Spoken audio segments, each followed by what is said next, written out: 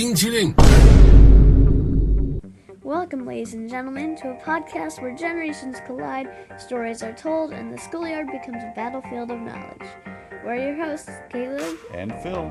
I'm a high school teacher. and I'm an intermediate school kid. We are father and son. And this is Schoolyard Showdown. All right, it is another. It's season 3, episode. Are you sure it's episode 2? I think it's episode 3. Maybe. We don't know. We'll have to go back and check. Yeah. Okay. Anyway, welcome to a new episode of Schoolyard Showdown, and this will be an exciting one. My name is Phil. I am a high school teacher, and I'm Caleb, and I am going to be a 7th grader. crazy. Yeah. And we like to talk about everything school-related on either side, as well as kind of learn about some things along the way. Mm-hmm.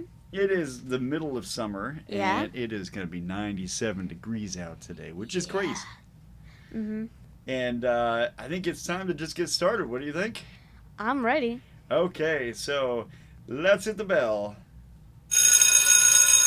Woo! Okay, it is history class, and I believe History you go class. first. Yes, I go first. Okay, so be historic about the books. Yes, mine is about famous books. Ooh. I'm pretty sure a lot of you have heard about them. But they're really interesting, actually. Yeah. Well, I already knew that because I love books, but still, you know what I mean. How can you go wrong with books? Exactly. All right, starting off with everybody's favorite series. Let me guess. What? Everybody's favorite series? Silo. No. No, oh, it's really good. Nobody watches that besides you. That's not true. Yes, it is. Season 2 is coming out, and the books are great. Anyway, go ahead. Oh, they have books? Yeah, it's based on a book series. Well, anyway, Harry Potter. The Harry Potter... Okay, Harry, go ahead. Okay, they are pretty cool. Harry Potter by J.K. Rowling features a magical school called Hogwarts, where the kids learn spells, make potions, and play Quidditch. That sounds fun. I don't want to go there. No. Have No, you read it's the too books? creepy. I have read a lot of the books, yeah. You have? Yeah. Oh. Like a couple years ago, Mom let me borrow her, some of her Harry Potter books, I think. Oh, yeah? Yeah. And what did you think? They were pretty weird, but I could understand it, and it actually was really good. So you were kind of young. Yeah. I think you should reread them because you probably This like was them like better. 2019, 2020. Yeah. So you should probably reread them. Yeah. So, Charlotte's Web by E.B. White, one of my favorite books, I love that book. is about a pig named Wilbur and a clever spider named Charlotte who writes words on her web to save Wilbur's life. Spoilers, it gets sad in the end. And Wilbur is some pig. Some pig. Yes, he is. He is some pig. That's right. Okay. I haven't read that since grade school. I haven't read that since 3rd grade, but I still love it. You read that in 3rd grade? Yeah. I don't think we read that until like 5th grade. Well, yeah. You learned everything like 3 years after. Yeah, Like, I learned like exponents in 6th grade, and you probably learned it in like 9th. I'm like right on the end of like Gen X, so Yeah. like we're like that exennial area, and I feel like we're Yeah. pretty smart, but I feel like we learned everything later. Y'all are smarter than us. Yeah, we are pretty Anyway. smart. The Chronicles of Narnia by Ooh. C.S. Lewis takes readers to a magical land through a wardrobe where animals talk and children become kings and queens. That would be a dangerous world. I like that book. Yeah? Yeah. Have you read it? I read a little bit of it. I think we should read it this summer. Yeah, that's a good idea. I like that idea. So, Alice's Adventures in Wonderland by Lewis Carroll That tells you have the not story. No, tells the story of a girl named Alice who falls down a rabbit hole into a fantastical world with talking animals and strange characters. You know, none of that would happen if she had just looked down. Yeah. Thank you, Alice. Thank you for falling down a hole and risking your From what I life. remember, it was a pretty long hole. Like, she should have broke something when she Yeah. did it. I don't Well, it is a magical wonderland, so Yeah. that does make sense. That is true. So, I forget what she falls on. It might have been a mushroom. maybe. Charlotte's Web, again, teaches kids about friendship, loyalty, and the overwhelming, over-the-top, depressing death of Charlotte the Spider. Wait. I missed something. Wait, which book is this? Charlotte's Web. But you already said Charlotte's Web. There's another fact I put on here. Oh, okay, all right. I made all these facts. You're not by- supposed to give away spoilers. Now Well, all these people know what happened. 5 billion people read it, probably. So, All right. Charlotte's Web teaches kids about friendship, loyalty, and the overwhelming, over-the-top, depressing death of Charlotte the Spider. These are all really good suggestions. Yeah, Yeah. they are. Winnie the Pooh by A.A. Milne is about a friendly bear named Pooh, and his and his adventures with friends like Piglet, Eeyore, and Tigger in the 100-acre wood. Ah, that's a lot of acres. Yeah. Wish I had 100 acres. Everybody will leave me alone. The Cat in the Hat series by Dr. Seuss features a mischievous cat who causes chaos in a house, but makes everything right before leaving. Some cat he is. Yeah, he's a problem cat. Yeah. I don't remember too much about that one. But I seem to remember that he was kind of creepy. Mm-hmm.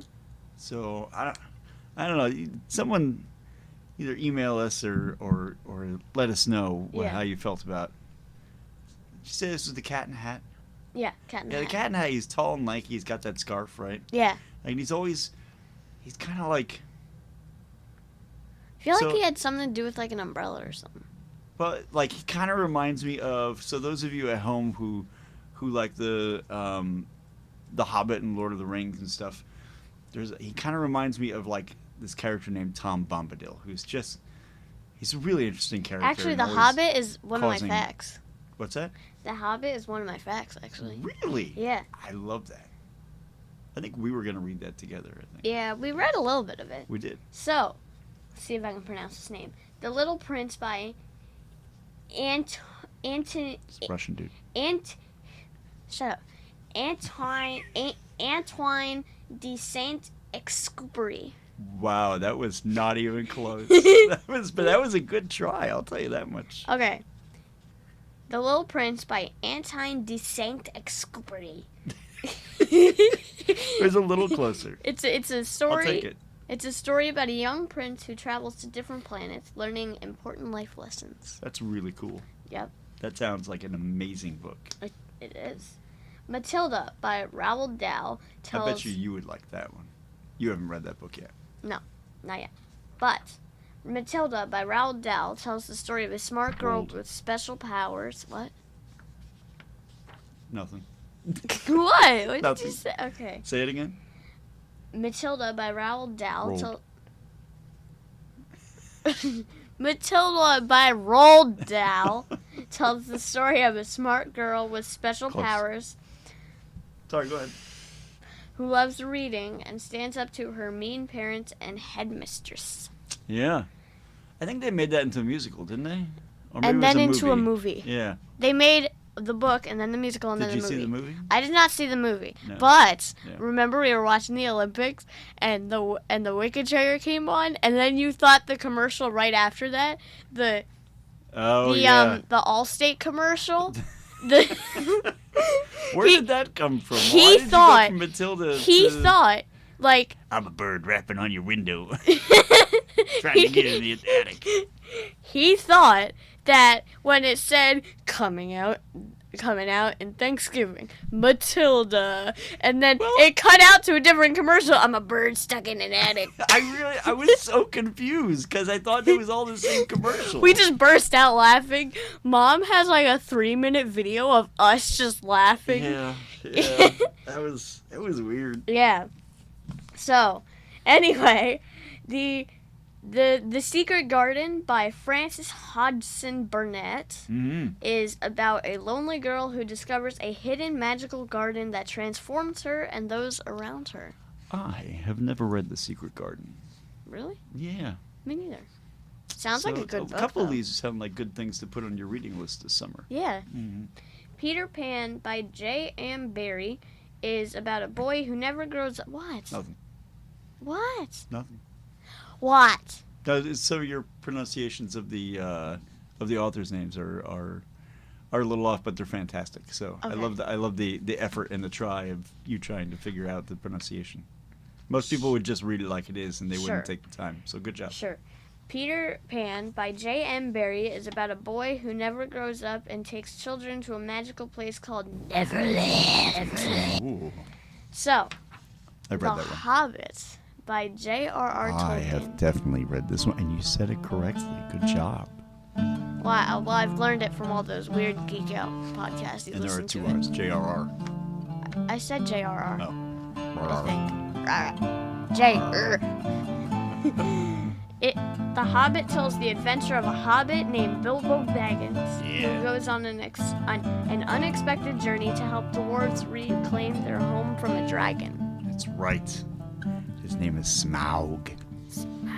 Yeah, the dragon's name is Smaug. So this sounded more like English class than history class, Yeah, but it was very enjoyable. Yeah. I'm not done yet, though. Oh, you aren't? No, Okay. I have 3 more. Anne of Green Gables by L.M. Montgomery. I did not read that one either. Great. Is about okay. It's about a spirited girl named Anne who grows up in a small village and brings joy and change to those around her. That sounds lovely. Lovely. Mm-hmm. Where the Wild Things Are by Marie Sendak. I never read that. I've always wanted to read it. Me too. I saw a little clip of it online. Maybe we can find it in the library. Yeah, that's a good idea. Where the Wild Things Are tells the story of a boy named Max who imagines traveling to a land of wild creatures and becomes their king. That sounds amazing. Yeah. What are you reading right now? A book? Yes. Do you remember what it was? No. Oh. Well, that's not very helpful. is this a book you're putting on your reading list for school? I don't know. Well, it's supposed to be. Well, great. All right. Any more books? One more. One more. In fact, Okay. this is one of my favorites. Okay. And it's been my favorite since I was a little toddler. Really? Yes. That's The fine. Very Hungry Caterpillar Oh. by Eric Carle. By who? By Eric Carle. The Very Hungry Caterpillar is a colorful picture book about a caterpillar eating various foods before turning into a beautiful butterfly. I'm stuck! Pull it out! Where did this accent come from? I have no idea. All right. Well, okay. So Now it's your turn. it is my turn, and I'm very excited. Okay. So one day I came upon a book. I think it was in Barnes and Noble, Yeah. called Pedestrianism, and I did not know what it was. Do you know what pedestrianism is? No.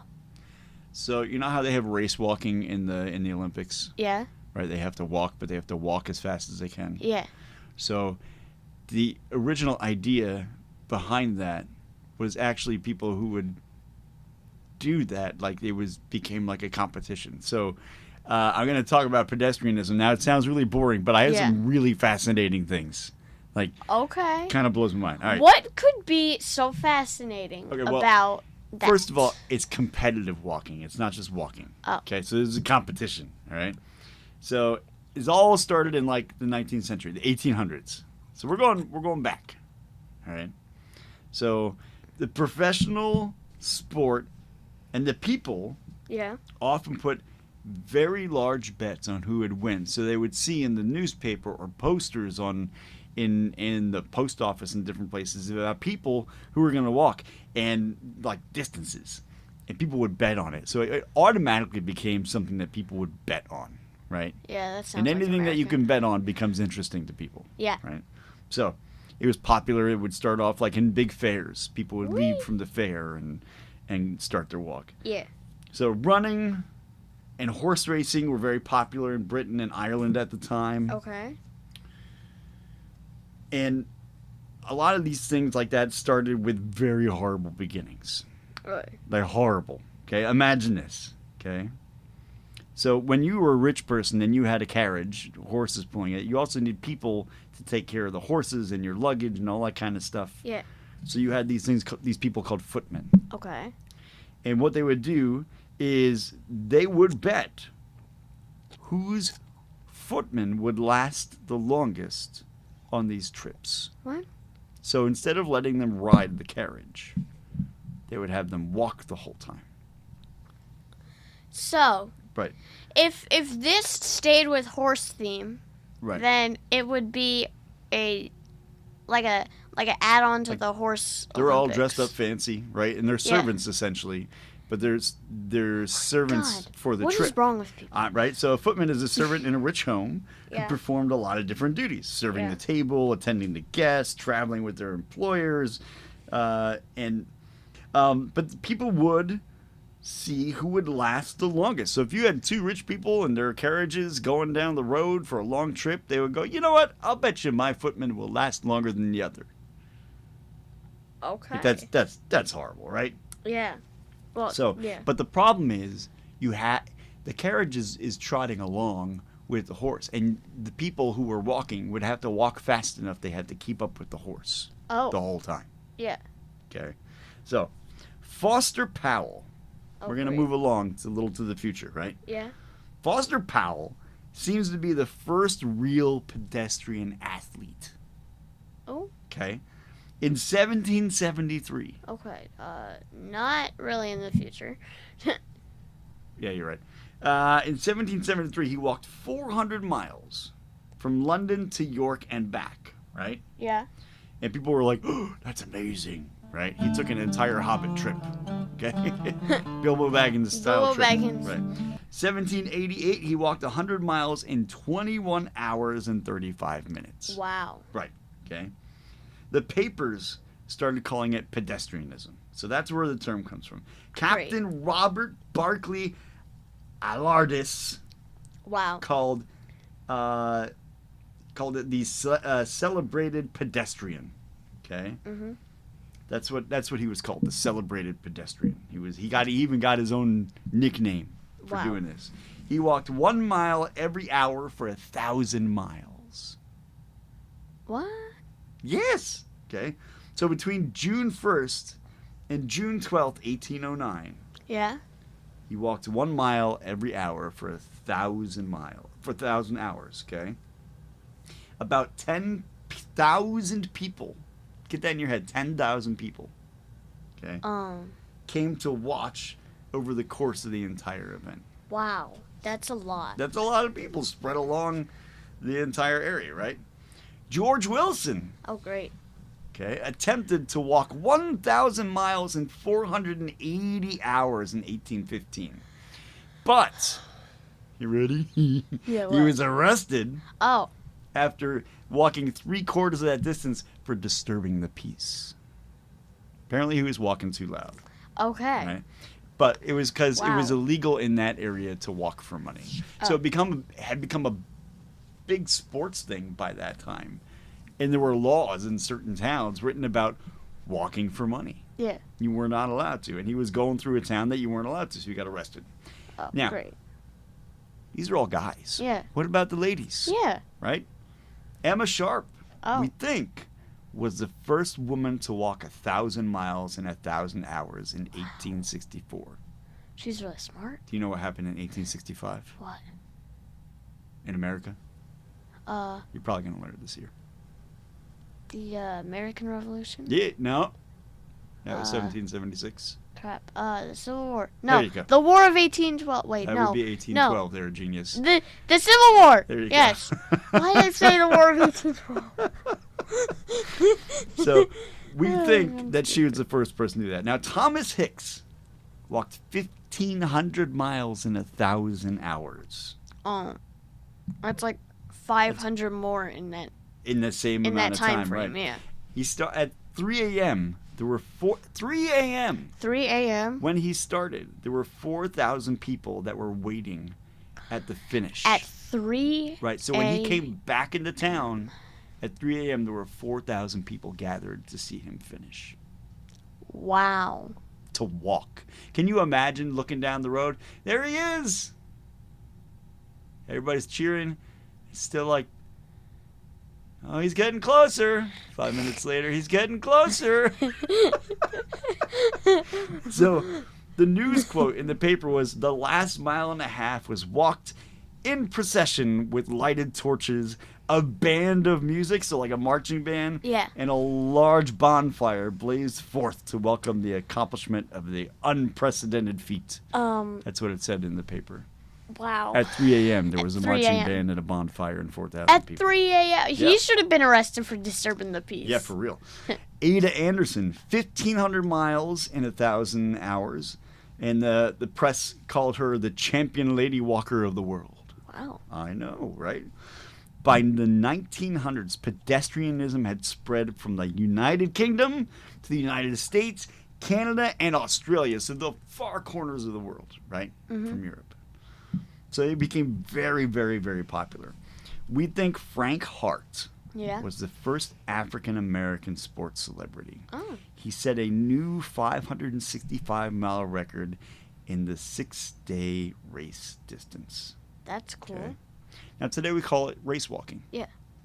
I think it's in the Olympics. I didn't check. The Olympics have just started a couple days ago. I think it is because I remember Last time. 3 years ago. Yeah. I 4. think it 4. Well, yeah. The 2020 Olympics. Yeah. Trying to remember. So I remember we were watching it, and this guy threw up right at the end. That's all I remember. Right. That's all I remember. Oh, here. Yeah. I forgot. I had this knowledge. So, race walking has been an Olympic sport since the committee was formed in 1983. So, not all that long ago. Yeah.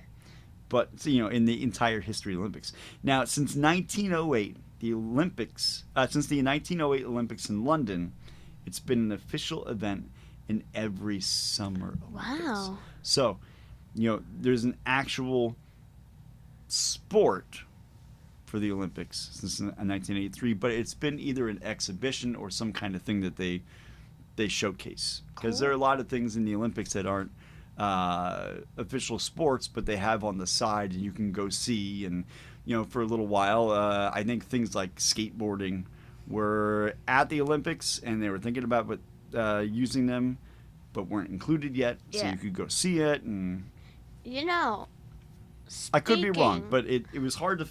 I found this information. It was in official places, but it was hard to determine exactly Yeah. what they were saying. But Yeah. I'll look more into it. Speaking of the Olympics, you Yeah. know what other sport is in the Olympics? What's that? Surfing. Surfing. Yes. Yes. I love surfing. Surfing. Yeah. Yeah, You'd so- never have ever spoken Wait. about surfing until the other day. Yeah, so the other day, we were watching, I think it was round 1, heat 1 for the men's, I think. Mm-hmm. And this guy finished this big wave, but I don't think he, Oh God. made it. Yeah, you know where I'm going with this. I do. Yeah, and then his pants fell off. And his butt was extremely visible on TV. But then, Mom showed me a TikTok video last night or whatever. Mhm. And it was that same guy tying his pants and saying it won't happen again, guys. Don't worry. The sad part is I don't remember his name, but I will remember the freeze frame in my mind of seeing his shorts fall off and his butt. I think just he was sticking out. German, I think. I don't know. But yeah. I'd have to look it up, but I'm afraid that if I look up his name, all I'm going to see is pictures of his butt again online. So All right. So, that is it. That's what I it. got. So we have, facts about books. And facts facts about pedestrianism. pedestrianism. So I would encourage everybody to go pick a book this week and go look up some stuff about pedestrianism, or go and go on the NBC app and the Peacock app and go watch some pedestrianism and see what it's all about. yep. So we are going on to a new class. Music class. It is music class, and apparently I have to listen to a song chosen by Caleb. Yeah. And let's hit the bell. Now, what song is this? This is called Levitating by Dua Lipa. Levitating by Dua Lipa. Oh. Okay. Yeah. It's got like a disco vibe to it. Yeah. You know what I mean by that? Yeah. Yeah. Like I feel like, or early 80s, I feel like I could be roller skating Yeah, I to can this. see that. I like Dua Lipa. Oh, I missed it. Apparently I'm her sugar boo.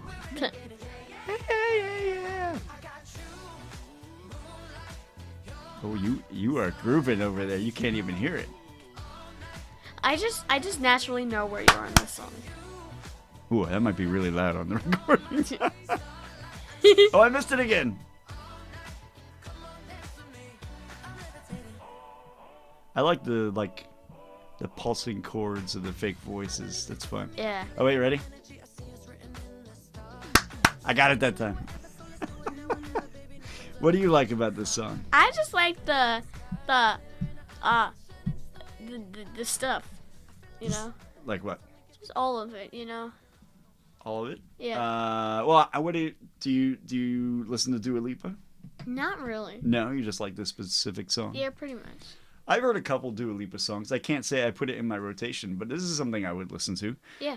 It's kind of upbeat and fun and uses some interesting sounds, and you get the clap in it. Yeah. I like it. I think that was a good choice. So, if you haven't listened to any Dua Lipa recently, I would go out and listen. There's some really good music out there, and she generally has some really good grooves going on. And Yeah. whoever's, I don't know if she's writing it. There's a lot of pop artists that don't write their own music, but either she or whoever's writing her music has really good sense of like creating a groove and a beat, Yeah. and it's something you can listen to in the background. I like that. So it is time to move on from music class. Mhm. We're going to hallway hustle. So we are out in the halls having conversations. The bell needs to ring. You had mentioned to me Yeah. the other day what you found to be the most annoying thing. You. We're done. Cut. You said, Yeah. well, I'm going to ask you. Yeah. When somebody asks a question in class Yeah. and then the teacher answers it, you said that the most annoying thing to you was... That's when you ask a question, the teacher answers it, but then like a different kid asks like the same question. It just gets me like, bro, like no, just you should have listened. Why does this irritate you? It irritates me. That's why. You seem irritated. I am irritated. Yeah? But anyway. So what is it? But what is it like? Sometimes people miss a question. Or Yeah, I get that, but maybe like they still don't understand it. yeah, like I'm trying to be your therapist here.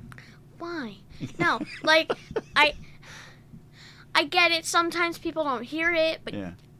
honestly, if you don't hear anything in school, then you're not listening. And if you're not listening, then So you like to pay attention in class. I like to pay attention. Oh, okay. And, yeah. And there are kids who don't pay attention. Yeah. How many can you count off the top of your head that do that almost every day? Okay, so there Don't were name them. 25 kids in my class, including me last year. Right. And probably around 17, 18 of them don't listen, like, at all. Whoa, you're trying to create some enemies, aren't you? Yeah. I wouldn't go naming them if I were you. I wouldn't. that would be bad. Now, does it depend on what class you go to? Yeah. There's more in... So is this like 17 people across the day or in Well, one yeah, specific? kind of. Okay. So they're not like 17 people in history class that are... Because you would never get anything done. Well, maybe. So which one do you think is the worst? Like... Nobody wants to pay attention in language arts. I find Really? that weird because that was one of my favorite classes this year. Really? Yeah, Why? because like we get to keep this journal. And we get to express our creativity every time we do our nightly homework. You should... See, that's funny because I remember struggling with that, trying to get you to do it. Stop. Just. But you did enjoy it. Yeah, I did enjoy That's it. good. Okay.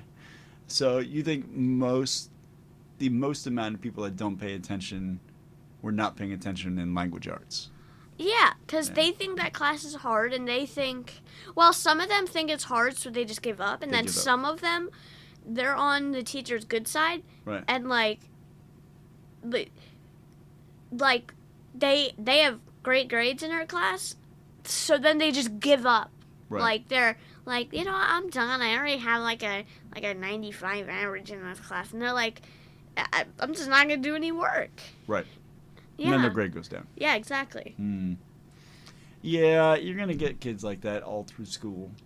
But, the important thing is to not give up, Yeah. is to ask questions, not ask every question the second time. You go and you talk to your teacher, Mhm. But, you just got to, every day you wake up is another good day Mhm. to try, right? That's what I like to think. Yeah. Yeah, that's my goal every day. Every day I wake up is a good day because it's another day I get to try. Mhm. So, I get it. Yeah. I get it because it's funny because like when we have like meetings for teaching, Yeah. they'll go over a bunch of stuff, and it's usually the end of the day. We're kind of done. Nobody wants to pay attention to anything, and then you get people who are writing some things down. You got people who are listening, and then you got a couple people who are just like staring off into space. Yeah. Do you have a daily like teacher meeting kind of? Not daily. I think every department throughout the day you get to see people in your department and you Yeah. get to talk about things, but they're not like official meetings. Sometimes you make meetings, and like Mr. Fatality.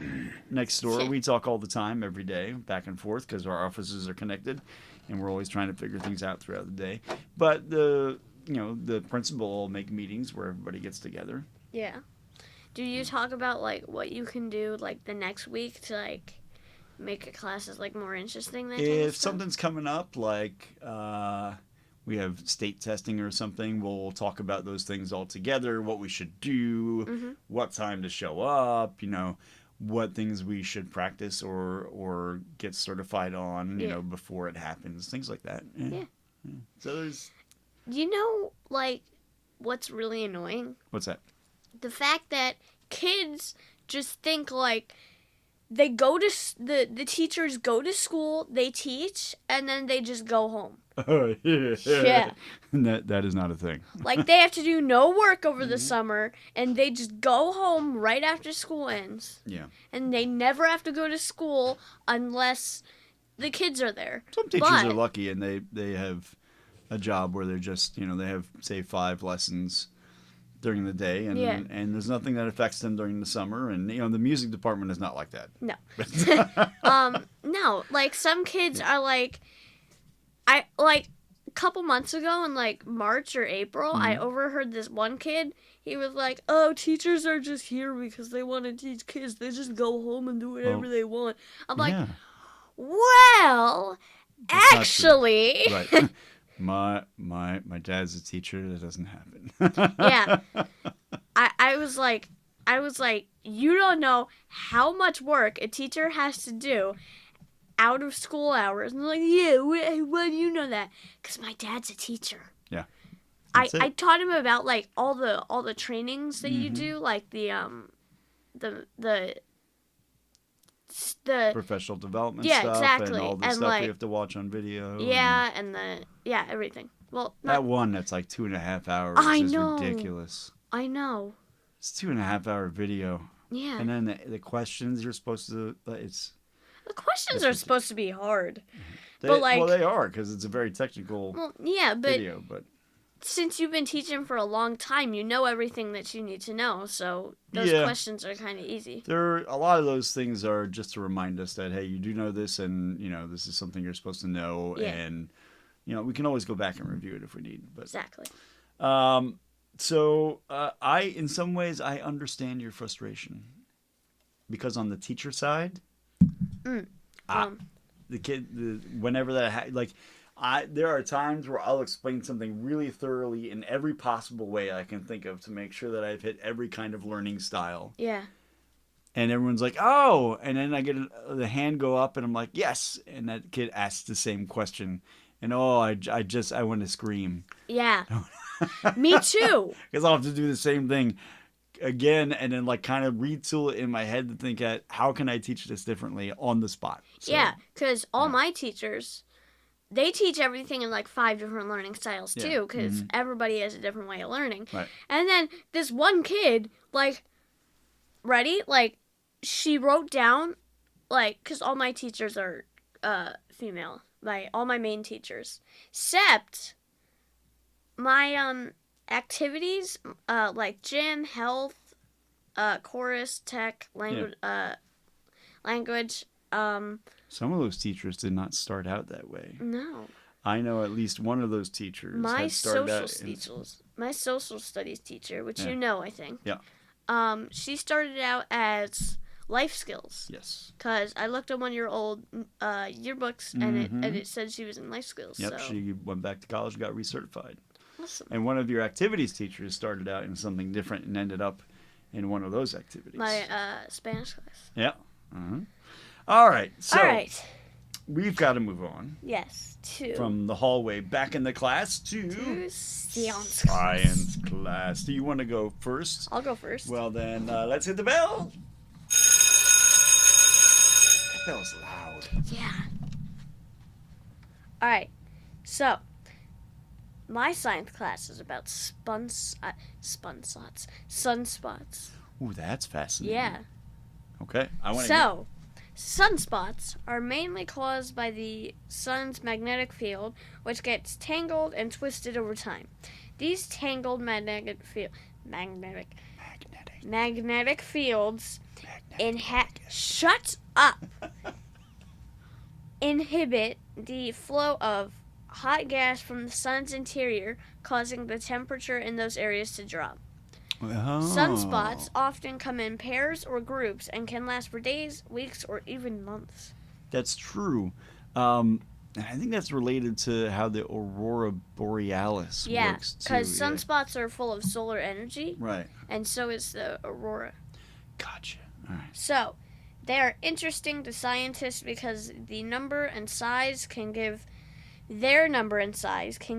clues about the sun's activity, including solar flares and coronal mass ejections. Wow, that sounds like a really crazy thing. Coronal mass ejections. Yeah. They can affect space. They can affect space weather and even technology on Earth, like satellites and power grids. Despite being that cooler. happened recently, didn't it? Yeah. Something like that happened recently where it kind of knocked out some satellites for a couple hours or something. Yeah. Yeah. Despite being cooler, sunspots are still very hot and are often many times larger than the Earth. After reading about them, I kind of worried that The sunspots are larger than the Earth? Yes. Wow. After reading about them, though, I'm kind of worried that solar energy from the sunspots will reach Earth and fry it. Like, you know how some fast food restaurants like over fry their fries? Yeah. And it always tastes like the worst. Fun fact. It's like that. Fun fact. What? Once we're long gone, the sun is going to start getting bigger and bigger Oh. and reaching out further and further, and eventually will fry the Earth. But you and I will be long gone, so Yeah. we don't have to worry about it. So, I was Gonna turn kind of red. worried that the solar energy from the sunspots will one day, like, reach Earth and fry it to an overfried French fry. That happened to you the But- other day. What? You got sunburned. Oh, right. Yeah. But, like, one of these coronal mass ejections, like the solar Oh, energy, yes. will sunburn the Earth. Yeah, they get really big because they're like a magnetic loop Yeah. of like plasma. Yeah, they could, like, lasso us in. And, Yeah. But I learned that this isn't a real danger. So, Oh, okay. phew. You're starting to worry me. That's amazing. So, I'm really excited for language arts, but I know we're not there yet. So, I I have this really good story. Okay. Oh, Okay. for language arts? Language arts, yeah. Well, So, I have to what's do your mine. science class? Okay, my Yeah. science. All right. Picture an adorable... Close your eyes. Picture an adorable dog. Like adorable, right? Now picture the stomach on the ground, right? It's laying stomach on the ground, Oh. okay? I thought you meant the... Yeah. Okay. Front paws are forward, laying out, Yeah. right? The back legs are kicked back, Yeah. okay? This has a technical term by scientists. Do you see the dog in your head? Yeah. It is called splooting.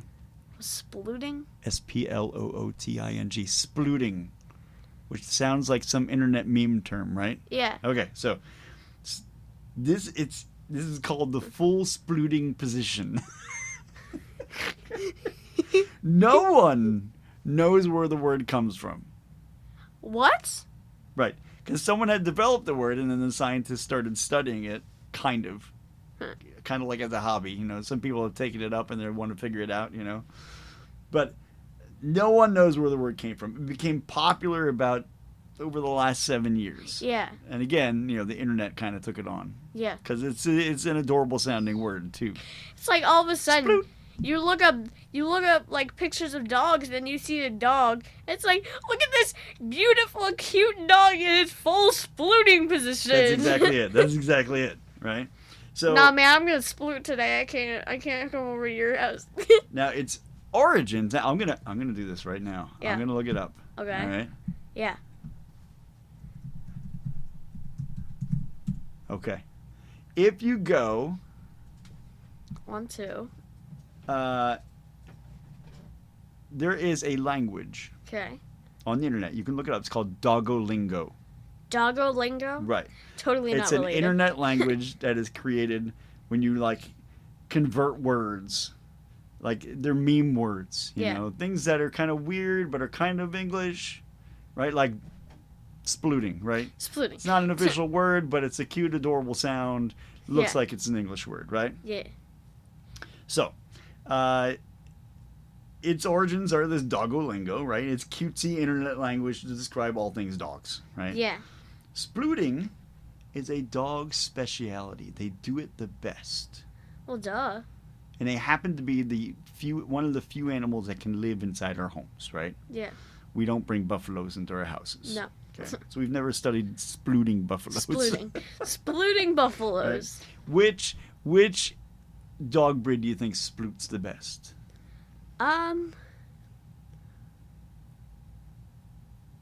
That's a really weird question. Yes, it is. I don't know. Because you've seen dogs do it, but you never knew there was a word for it, Mhm. right? It's corgis. Corgis sploot Corgis. the best, apparently. Okay, it went viral when people started like posting about somebody saw in Central Park in New York City Yeah. squirrels splooting. They were noticing that squirrels could do this, right? And Typical they were, internet. and it got on the internet. People noticing it, and it went viral, right? Yeah. So the Collins English Dictionary Okay. called splooting one of the top 10 words of 2022. Oh, well, that's not a Okay. surprise. Now back to the squirrels. Okay. Why were they splooting? 'Cause they can. It's a I dog guess. thing, right? Why Yeah. were the squirrels splooting? There are no scientific articles on the usefulness or the importance of splooting because no one has cared to study it. But now it's an interesting thing, right? Yeah. Most scientists think. What do you think? Why do you think they sploot? Because maybe some sort of like language thing where they can let other people know like what they're thinking or That's like really. saying. I never thought of that. Yeah. That's a really good thought process. Yeah. It's pretty smart. Most scientists think they do it to disperse heat, not to be cute. They're actually trying to move out all their body parts, get down on the cold ground, and disperse heat. That's what they think is going on. So there haven't been any real big official studies on it in a large sample, you know. So we don't know. The squirrels, and the reason they think that is because the squirrels were doing it only during heat waves. Oh. Right? That makes sense. Yeah. So, the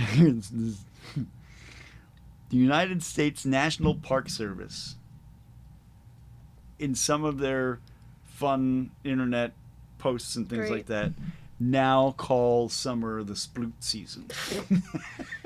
Hey, man, how's your sploot season been? Yeah, for real, right? So, could this be a way in which furry animals keep cool?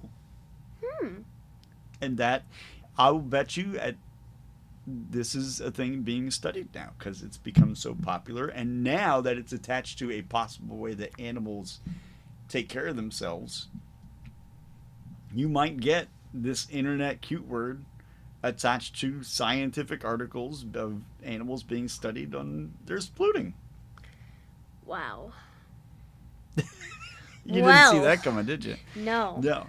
So that's science class, and we have just enough time here. Some science it was. That's right. We have just enough time here to go into language arts. Yeah.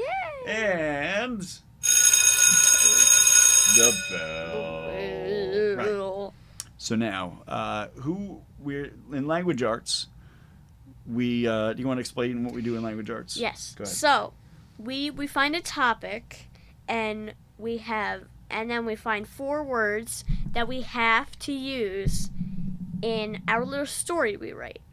So each of us writes a story. Yes. So, our topic today is stranded in a foreign city. And what are our words we both have to use in our stories? Verdict, hemisphere, kidney, and army.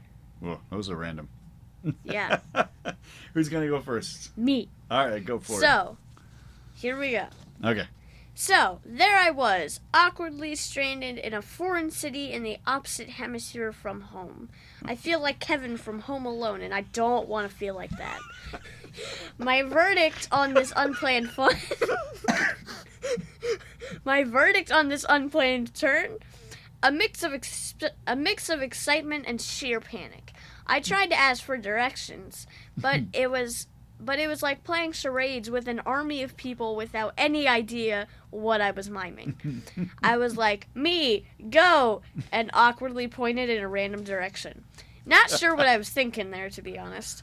My stomach felt like I swallowed a bowling ball, and I wondered if stress could tie your kidneys in knots. Oh, my God. Just when I thought I'd be stuck wandering the streets forever, I bumped into a friendly person who miraculously spoke my language. After a few laughs about my wild gestures and misadventures, they helped me find a taxi back to my hotel. When I got there, my parents were overjoyed. My sister said, "Oh my God, it's Kevin from home." "Shut up!" I quickly replied. Lesson learned, always carry a map, and remember that even in a strange city, a smile and a bit of humor can go a long way, I guess. That's amazing. Good job. Well, that was something. All right. Get ready, because this one's weird. Okay? Oh, great. This is a story of how my life became a meme. Oh, great. Saskatoon. Saska-beep-toon, I yelled, pounding my fists on the road. There was nothing around, just a river, golden fields, the backdrop of a foreign town, and a buffalo snorting at me in disgust. I meant... What is this? What is going on? Hold on. I meant to say Saskatoon. I remember slamming down on the buzzer like it was slow motion. I was gasping because I knew the answer. I could see the slobber and sweat slowly flying through the air as my hand moved towards the button so I could call out the answer and win the trip. I have never been to Saskatoon, and I never wanted to go. The audience roared as I slammed down a second later. The host of the game show said, "For a trip to a place anywhere in the northern hemisphere you want to go. Actually, where do you want to go?" I didn't hear the last part, and I blurted out the answer to the question, "Saskatoon!" So you're going to Saskatoon. That is the very moment my life became a screen cap and became viral in a matter of hours. "You want to go to Saskatoon? Well, okay. Lucky for you, it's also the answer. Congratulations!" yelled the host. Everyone in the audience looked puzzled. Why would anyone want to go to Saskatoon? I didn't. It was a kidney punch, a self-inflicted shot in the foot. I sobbed. I cried like a baby while lying on the road. Time had passed, and an army of animals, black bears, elk, moose, caribou, deer, antelope, coyotes, foxes, lynx, gophers, rabbits, hares, skunks, and even porcupines showed up. Animals. It is, to see the sad present they were delivered. I lay there, and a little while later a truck pulled up, and a man got out. I heard his steps come closer as he walked over. He bent down and said, "Oh, look at that. I thought we had a dead deer, but heck no. It's Saskatoon boy. Need a lift back to town, Sassy?" Oh, and no one is gonna believe this. Would you mind signing my boot?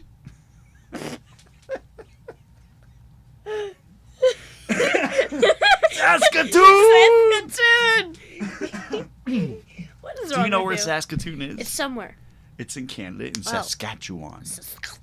Yeah, I had to actually look that up because I know where Saskatchewan is. It's a province in Canada, but I didn't know where Saskatoon was. I didn't know if I was going to use Saskatchewan, so I had to actually look it up. So yeah, it's Saskatoon.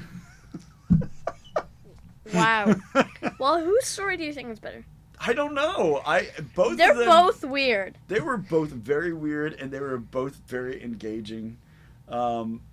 Yours was like very serious. Yeah. Mine, I think, sounded like it was gonna be serious, and then just went off the rails. I'm not even proud of this story. It just got weirder as it went. So, I loved your story. I thought it was great. Yeah. I would give it an A. Awesome. I would give it an A. If it had maybe another 5 sentences, I'd probably give it an A+. That's the teacher in me. This took up 2 pages, just so you know. Mine deserves a C. I'm just saying. Yes, it really does.